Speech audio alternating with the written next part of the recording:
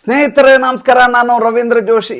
ಪಶ್ಚಿಮ ಬಂಗಾಳದ ಮುಖ್ಯಮಂತ್ರಿ ಮಮತಾ ಬೇಗಂ ಅವರು ನಿನ್ನೆ ಅತ್ಯಾಚಾರ ವಿರೋಧಿ ಅಪರಾಜಿತಾ ಕಾನೂನು ಎನ್ನುವಂಥ ಒಂದು ವಿಧೇಯಕವನ್ನು ಅಂಗೀಕರಿಸಿದ್ದಾರೆ. ಸರ್ವಾನುಮತದಿಂದ ಅಂಗೀಕಾರಗೊಂಡಿದೆ. ಯಾವ ಮಮತಾ ಬೇಗಂ ಅವರ ಸರ್ಕಾರದಲ್ಲಿ ಈಗಾಗಲೇ ನಿರಂತರವಾಗಿ ಈ ರೀತಿಯ ದೌರ್ಜನ್ಯ, ಅತ್ಯಾಚಾರ, ಕೊಲೆ ಪ್ರಕರಣಗಳು ನಡೀತಾ ಇದ್ದಾವೋ ಅಂಥ ಸರ್ಕಾರವೇ ಇಂಥದ್ದೊಂದು ತ್ರಿಶೂಲವನ್ನು ಹಿಡ್ಕೊಂಡು ಅವರನ್ನು ದಮನಿಸಲಿಕ್ಕೆ ಹೊರಟಿದೆ. ಈಗಾಗಲೇ ಇದರ ಕುರಿತಾಗಿ ನಿರ್ಭಯ ಅಂತ ಒಂದು ಕಾನೂನು ಇದೆಯಲ್ಲ, ನಿರ್ಭಯ ಕಾನೂನು ಕೇಂದ್ರದ್ದು ಅಂತ ಯಾರಾದರೂ ಕೇಳಿದರೆ, ಇಲ್ಲ ಅಲ್ಲಿ ಶಿಕ್ಷೆಯ ಪ್ರಮಾಣ ಕಡಿಮೆ ಇತ್ತು, ನಾವು ಶಿಕ್ಷೆಯ ಪ್ರಮಾಣ ಜಾಸ್ತಿ ಮಾಡಿದ್ದೀವಿ, ಅಲ್ಲಿ ಲೋಪದೋಷಗಳು ಜಾಸ್ತಿ ಇದ್ವು, ಆ ಲೋಪದೋಷಗಳನ್ನೆಲ್ಲ ಸರಿಪಡಿಸಿದ್ದೀವಿ ಅಂತ ಮಮತಾ ಬೇಗಂ ಹೇಳಿ ಜನರ ಕಣ್ಣೊರೆಸುವ ಪ್ರಯತ್ನವನ್ನು ಮಾಡಿದ್ದಾರೆ ಪಶ್ಚಿಮ ಬಂಗಾಳದಲ್ಲಿ. ಹಾಗಾದರೆ ಇಲ್ಲಿಗೆ ಸಂಪೂರ್ಣ ಈ ಅತ್ಯಾಚಾರದ ಪ್ರಹಸನ ಮುಗಿದೋಯ್ತಾ? ಆರ್ಜಿಕರ್ ಕಾಲೇಜ್, ಮೆಡಿಕಲ್ ಕಾಲೇಜ್ನಲ್ಲಿ ನಡೆದಂಥ ಘಟನೆಗೆ ಇದು ಇತಿಶ್ರೀ ಹಾಡಿದ ಹಾಗ? ಅದು ಈಗ ಯೋಚನೆ ಮಾಡಬೇಕಾದಂಥ ವಿಚಾರ. ಕಳೆದ 3 ದಿನಗಳಿಂದ ಕೇರಳದ ಪಾಲಕ್ಕಾಡ್ನಲ್ಲಿ ರಾಷ್ಟ್ರೀಯ ಸ್ವಯಂ ಸೇವಕ ಸಂಘದ ಸಭೆ ನಡೆಯಿತು. ಸಭೆ ಆದಮೇಲೆ ಅಲ್ಲಿಯ ರಾಷ್ಟ್ರೀಯ ವಕ್ತಾರ ಸುನೀಲ್ ಅಂಬೇಕರ್ ಅವರಿಗೆ ಮಾಧ್ಯಮದವರು ಪ್ರಶ್ನೆಯನ್ನು ಕೇಳ್ತಾರೆ. ಏನಂತ, ಪಶ್ಚಿಮ ಬಂಗಾಳದಲ್ಲಿ ಈ ರೀತಿಯಾದಂಥ ಅತ್ಯಾಚಾರ, ಅನಾಚಾರ, ದೌರ್ಜನ್ಯಗಳು ನಡೀತಾ ಇದ್ದಾವಲ್ಲ, ಇದರ ಕುರಿತಾಗಿ ಕೇಂದ್ರ ಸರ್ಕಾರ ಏನಾದರೂ ರಾಷ್ಟ್ರಪತಿ ಆಡಳಿತವನ್ನು ಹೇರತ್ತಾ? ಸುನೀಲ್ ಅಂಬೇಕರ್ ಅವರು ರಾಷ್ಟ್ರಪತಿ ಆಡಳಿತ ಹೇರ್ತಾರೆ ಅಂತ ಹೇಳೋದಿಲ್ಲ, ಹೇರೋದಿಲ್ಲ ಅಂತ ಹೇಳೋದಿಲ್ಲ. ಆದರೂ ಒಂದು ಮಾತನ್ನು ಪರೋಕ್ಷವಾಗಿ ಹೇಳ್ತಾರೆ. ಏನಪ್ಪ ಅಂತಂದರೆ, ಒಂದು ಚುನಾಯಿತ ಸರ್ಕಾರದ ಮೇಲೆ ಈ ರೀತಿ ನಾವು ಕಾಯ್ದೆಯನ್ನು ಹೇರಿದರೆ ಅದು ಸರ್ಕಾರದ ಅಸ್ಥಿರತೆಗೆ ಕಾರಣ ಆಗ್ತದೆ. ಅಂದರೆ ಅಲ್ಲಿಗೆ ಒಂದು ವಿಷಯವನ್ನು ನಾವು ಸ್ಪಷ್ಟವಾಗಿ ತಿಳ್ಕೊಬೇಕೇನೆಂದರೆ, ಮಮತಾ ಬೇಗಂ ಸರ್ಕಾರ ಸುರಕ್ಷಿತಗೊಂಡಿದೆ. ಅಲ್ಲಿ ರಾಷ್ಟ್ರಪತಿ ಆಡಳಿತವನ್ನು ಹೇರುವ ಲಕ್ಷಣಾದಿಗಳಿಲ್ಲ. ಹಾಗಾದರೆ ದ್ರೌಪದಿ ಮುರ್ಮು ಅವರು ಹೇಳಿದ್ರಲ್ಲ, ಏನತ್ರ ಇನಫ್ ಈಸ್ ಇನಫ್ ಅಂದರು, ನನಗೆ ನಾಚಿಕೆ ಆಗ್ತದೆ ಅಂದರು, ನಮಗೆ ಆತಂಕ ಉಂಟಾಗ್ತಾ ಇದೆ, ಭಯ ಉಂಟಾಗತ್ತೆ ಇದೆಲ್ಲ ನೋಡಿದರೆ ಅಂತಂದರು. ಹಾಗಾದರೆ ರಾಷ್ಟ್ರಪತಿಯವರ ಅಭಿಪ್ರಾಯಕ್ಕೆ ಬೆಲೆ ಇಲ್ವಾ? ಒಂದು ಘಟನೆ ನಡೆದ ಸಂದರ್ಭದಲ್ಲಿ ಅದನ್ನು 2 ದೃಷ್ಟಿಕೋನದಿಂದ ನೋಡ್ತೀವಿ. ಒಂದು ರಾಜಕೀಯ ದೃಷ್ಟಿಕೋನ, ಇನ್ನೊಂದು ರಾಷ್ಟ್ರಹಿತ ಮತ್ತು ಜನರ ಹಿತ. ರಾಜಕೀಯ ದೃಷ್ಟಿಕೋನ ಏನಿದ್ರಲ್ಲಿ? ರಾಜಕೀಯ ದೃಷ್ಟಿಕೋನ ಏನಪ್ಪ ಅಂತಂದರೆ, ಈಗಾಗಲೇ ಮಮತಾ ಬೇಗಂ ಅವರ ಸರ್ಕಾರದ ಬಗ್ಗೆ ಬಹಳಷ್ಟು ಅಪಕೀರ್ತಿಗಳಿದೆ. ಅಲ್ಲಿ ಲಾ ಆ್ಯಂಡ್ ಆರ್ಡರ್ ಎರಡೂ ಇಲ್ಲವೇ ಇಲ್ಲ. ನಿತ್ಯ ಬೆಳಗ್ಗೆ ಎದುರು ದೊಂಬಿ, ಗಲಾಟೆ, ಭ್ರಷ್ಟಾಚಾರ, ಅನಾಚಾರ, ಅತ್ಯಾಚಾರ ನಡೀತಾ ಇದೆ. ಇದ್ದಕ್ಕಿದ್ದ ಹಾಗೆ ಅಲ್ಲಿ ರಾಷ್ಟ್ರಪತಿ ಆಡಳಿತವನ್ನು ಅನುಚ್ಛೇದ 356 ಪ್ರಕಾರ ರಾಷ್ಟ್ರಪತಿ ಆಡಳಿತ ಹೇರಿದ ತಕ್ಷಣ ಇಡೀ ರಾಜ್ಯದ ಜವಾಬ್ದಾರಿ ಕೇಂದ್ರ ಸರ್ಕಾರದ ಮೇಲೆ ಬರುತ್ತೆ. ಅಂದರೆ ನರೇಂದ್ರ ಮೋದಿ ಅವರು, ಅಮಿತ್ ಶಾ ಅವರ ಮೇಲೆ ಬರುತ್ತೆ. ಹೀಗೆ ಅವರ ಮೇಲೆ ಬಂದ ಸಂದರ್ಭದಲ್ಲಿ ಅಲ್ಲಿ ನಡೆಯುವಂಥ ಎಲ್ಲ ಘಟನಾವಳಿಗಳಿಗೆ ಜವಾಬ್ದಾರಿ ಆಗೋದು ಯಾರು? ನರೇಂದ್ರ ಮೋದಿ, ಅಮಿತ್ ಶಾ ಆಗ್ತಾರೆ. ನಾಳೆ ಒಂದು ಇದೇ ರೀತಿಯಾದಂಥ ರೇಪ್ ನಡೆಯುತ್ತೆ, ಅಥವಾ ಇನ್ನೊಂದು ಯಾವುದೋ ಒಂದು ಗಲಭೆ ನಡೆಯುತ್ತೆ, ಇಲ್ಲ ಇನ್ನೇನೋ ಅಲ್ಲಿ ಸಮಸ್ಯೆ ಉಂಟಾಗತ್ತೆ. ಆದ ತಕ್ಷಣ ಅಲ್ಲಿ ಉತ್ತರದಾಯಿತ್ವ ಯಾರ್ದಾಗತ್ತೆ? ಉತ್ತರದಾಯಿತ್ವ ಆಗತ್ತೆ ನರೇಂದ್ರ ಮೋದಿ ಮತ್ತು ಅಮಿತ್ ಶಾ ಅವ್ರದ್ದು. ಇವತ್ತು ರಾಷ್ಟ್ರಪತಿ ಆಡಳಿತ ಹೇಳಿದ ತಕ್ಷಣ ನಾಳೆ ಬೆಳಿಗ್ಗೆ ಅಲ್ಲಿ ಸಂಪೂರ್ಣ ವಾತಾವರಣ ಸರಿಯಾಗಿ ಬಿಡೋದಿಲ್ಲ. ಏಕೆಂದರೆ ಅಲ್ಲಿರುವಂಥ ವ್ಯವಸ್ಥೆ, ಅಲ್ಲಿರುವಂಥ ಪೊಲೀಸರು, ಅಲ್ಲಿರುವಂಥ ಲಾ ಆ್ಯಂಡ್ ಆರ್ಡ್ರು, ಅಲ್ಲಿರುವಂಥ ಜನಜೀವನ, ಅಲ್ಲಿರುವಂಥ ಭೌಗೋಳಿಕ ಹಿನ್ನೆಲೆ, ಅಲ್ಲಿರುವಂಥ ಪರಂಪರೆ ಎಲ್ಲವನ್ನ ಪರಿಗಣಿಸಿದಾಗ ಅಲ್ಲಿ ಮಮತಾ ಬೇಗಂ ಕೂತರು, ನರೇಂದ್ರ ಮೋದಿ ಬಂದು ಕೂತರು, ಎರಡೂ ಒಂದೇ. ಒಂದೇನಪ್ಪ ಅಂತಂದರೆ, ಯಾವ ಮಮತಾ ಬೇಗಂ ಇದೆಲ್ಲದಕ್ಕೆ ತಹಬಂದಿಯನ್ನು ಹಾಕಬೇಕಾಗಿತ್ತು, ಬಿಗಿಯನ್ನು ತರಬೇಕಾಗಿತ್ತು, ತಮ್ಮ 13 ವರ್ಷಗಳಲ್ಲಿ ಇದು ಯಾವ ಪ್ರಯತ್ನವನ್ನೇ ಅವರು ಮಾಡಲಿಲ್ಲ, ಯಾವುದೂ ಪ್ರಯತ್ನ ಮಾಡಲಿಲ್ಲ. ಈಗ ಇದ್ದಕ್ಕಿದ್ದ ಹಾಗೆ ಅವರನ್ನು ರಾಷ್ಟ್ರಪತಿ ಆಡಳಿತ ಹೇರಿದರೆ ಇದನ್ನು ಸರಿಪಡಿಸುವಂಥ ಜವಾಬ್ದಾರಿ ನೇರವಾಗಿ ಕೇಂದ್ರ ಸರ್ಕಾರದ ಮೇಲೆ ಬರುತ್ತೆ. ಇದು ಒಂದು ಪಾಯಿಂಟು, ಪರಿಗಣಿಸಬೇಕಾದಂಥ ವಿಚಾರ. ಸರಿ ತಪ್ಪು ಇದನ್ನು ನೀವು ಯೋಚನೆ ಮಾಡಬೇಕಾದದ್ದು ಇರುವಂಥ ವಿಚಾರವನ್ನು ತಮ್ಮೆದುರಿಗೆ ಹೇಳ್ತೀನಿ.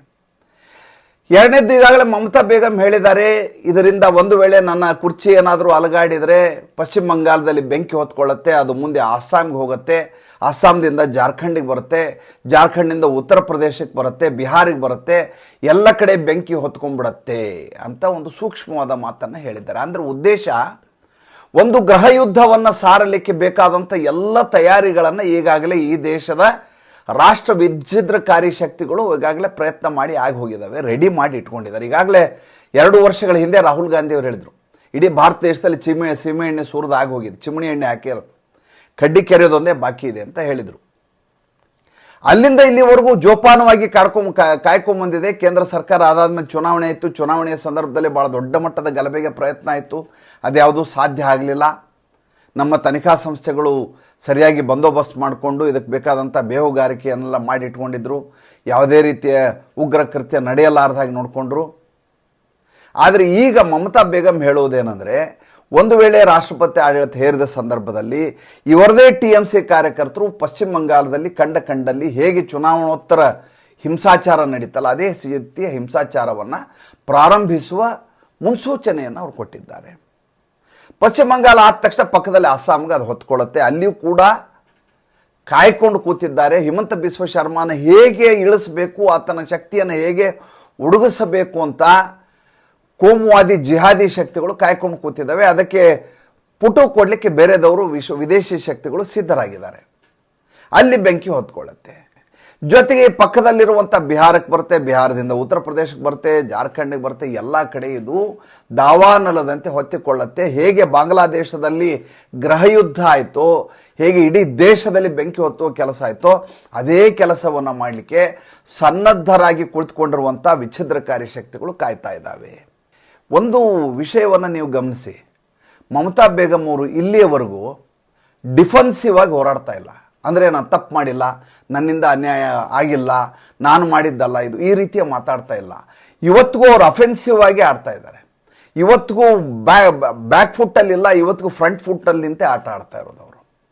ಈಗ ರಾಜೀನಾಮೆ ಯಾರ್ದು ಕೇಳ್ತಾ ಇದ್ದಾರೆ ಹೇಳಿ ಅವರು? ಮಮತಾ ಬೇಗಂ ಅವರು ರಾಜೀನಾಮೆ ಕೇಳ್ತಾ ಇರೋದು ನರೇಂದ್ರ ಮೋದಿ ಅವ್ರದ್ದು ಕೇಳ್ತಾ ಇದ್ದಾರೆ. ಅವರು ರಾಜೀನಾಮೆ ಕೇಳ್ತಾ ಇರೋದು ಅಮಿತ್ ಶಾ ಅವ್ರು ಕೇಳ್ತಾ ಇದ್ದಾರೆ. ರಾಜೀನಾಮೆ ಕೇಳ್ತಾ ಇರೋದು ಕೇಂದ್ರ ಆರೋಗ್ಯ ಸಚಿವರು ರಾಜೀನಾಮೆಯನ್ನು ಕೇಳ್ತಾ ಇದ್ದಾರೆ. ಯಾರು? ಪಶ್ಚಿಮ ಬಂಗಾಳದ ಮುಖ್ಯಮಂತ್ರಿ. ಪಶ್ಚಿಮ ಬಂಗಾಳದ ಮುಖ್ಯಮಂತ್ರಿ ಮಾತ್ರ ಅಲ್ಲ, ಅವರು ಇನ್ನೊಂದು ವಿಷಯ ತಿಳ್ಕೊಳ್ಳಿ, ಅವರು ಪಶ್ಚಿಮ ಬಂಗಾಳದ ಮುಖ್ಯಮಂತ್ರಿ, ಪಶ್ಚಿಮ ಬಂಗಾಳದ ಗೃಹ ಮಂತ್ರಿ, ಪಶ್ಚಿಮ ಬಂಗಾಳದ ಆರೋಗ್ಯ ಸಚಿವ, ಈ ಮೂರು ಒಬ್ಬರೇ ಆಗಿದ್ದಾರೆ ಮಮತಾ ಬೇಗಂ ಅವರು. ಇಡೀ ಅಲ್ಲಿಯ ಸಂಪೂರ್ಣ ವ್ಯವಸ್ಥೆಗೆ ಉತ್ತರದಾಯಿತ್ವ ಇರೋದೇ ಮಮತಾ ಬೇಗಂದು. ಆದರೆ ಮಮತಾ ಬೇಗಂ ಹೇಳ್ತಾರೆ ನಮಗೆ ನ್ಯಾಯ ಸಿಗಬೇಕು ಅಂತ, ಬೀದಿಗೆ ಇಳಿದು ಹೋರಾಟ ಮಾಡ್ತಾರೆ. ಯಾರಿಂದ ನ್ಯಾಯ ಸಿಗಬೇಕು ಅಂತ ನೀವು ಕೇಳಿದ್ರೆ CBI ಇಂದ ನಮಗೆ ನ್ಯಾಯ ಸಿಗಬೇಕು ಅಂತಾರೆ. CBI ಬೇಡ ಅಂತ ರೆಸೊಲ್ಯೂಷನ್ ಪಾಸ್ ಮಾಡಿ ಅವರು ಬರೋದಕ್ಕಿಂತ ಮುಂಚೆ ಸರ್ಕಾರದ ಅನುಮತಿ ಪಡೆಯಬೇಕು ಅಂತ ಹೋರಾಟ ಮಾಡಿದೆ ಮಮತಾ ಬೇಗಂ. CBI ಕಚೇರಿ ಮುಂದ್ಗಡೆ ಧರಣಿ ಮಾಡಿದವರೇ ಮಮತಾ ಬೇಗಂ. ಈ ಪ್ರಕರಣವನ್ನು CBI ಕೊಡಿ ಅಂತ ಕಲ್ಕತ್ತಾ ಹೈಕೋರ್ಟ್ ಹೇಳಿದ ಸಂದರ್ಭದಲ್ಲಿ ನಾವು ಒಂದು ವಾರ ಕೊಡಕ್ಕಾಗಲ್ಲ, ನಾವೇ ಇದನ್ನ ಹ್ಯಾಂಡಲ್ ಮಾಡ್ತೀವಿ, ನಮ್ಮ SIT ಅವರೇ ಮಾಡ್ತಾರಂತ ಹೋರಾಟ ಮಾಡಿದ್ದೆ ಪಶ್ಚಿಮ ಬಂಗಾಳ ಸರ್ಕಾರ ಮತ್ತು ಮಮತಾ ಬೇಗಂ. ಈಗ CBI ನಿಂದ ನಮಗೆ ನ್ಯಾಯ ದೊರೆಯಬೇಕು.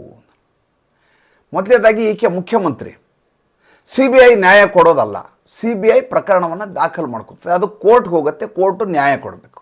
ಆದರೆ CBI ಇಂದ ನಮಗೆ ನ್ಯಾಯ ಬೇಕು ಅಂತ ಅಂದರೆ ಇವರ ಒಟ್ಟು ಆಲೋಚನಾ ಶೈಲಿ ಹೇಗಿದೆ ಅಂದರೆ ನಂದೇನೂ ತಪ್ಪಾಗೇ ಇಲ್ಲ, ತಪ್ಪಾಗಿದ್ದೆಲ್ಲ ಕೇಂದ್ರ ಸರ್ಕಾರದಿಂದ, ತಪ್ಪಾಗಿದ್ದೆಲ್ಲ ರಾಮ್ ವಾಮ್ಕಿ ಅಂತ ಹೇಳಿದ್ರು ಬಿಗಿನಿಂಗ್ ಅವರು. ಈ RG ಕರ್ ಮೆಡಿಕಲ್ ಕಾಲೇಜ್ನಲ್ಲಿ ಆ ವೈದ್ಯಕೀಯ ಇವರು ಮೇಲೆ ಆದ ಅತ್ಯಾಚಾರ ಅದಾದ್ಮೇಲೆ ಹೇಳಿದ್ರು ಇದ್ರ ಬಗ್ಗೆ ಯಾರು ಜವಾಬ್ದಾರಿ ಅಂತಂದ್ರೆ ರಾಮ್ ಅವರು ವಾಮ್ ಅಂತ. ರಾಮ್ ಅಂದ್ರೆ BJP ಅವ್ರು ಮಾಡಿದ್ದು, ವಾಮ್ ಅಂದ್ರೆ ಎಡರಂಗದವ್ರು ಮಾಡಿದ್ದು, ಅವರಿಂದ ನಡೆದಂಥ ಕೃತ್ಯ ಇದು, ಅವರಿಂದ ಇಷ್ಟೆಲ್ಲ ಗಲಾಟೆ ಆಗ್ತಾ ಇದೆ ಅಂತ ಹೇಳಿದಂಥವ್ರು. ಮೊಟ್ಟ ಮೊದಲ ಬಾರಿಗೆ ಭದ್ರಲೋಕ್ ಮಮತಾ ಬೇಗಂ ಅವ್ರ ವಿರುದ್ಧ ಬೀದಿಗಿಳಿದು ಹೋರಾಟ ನಡೆಸ್ತಾ ಇದೆ.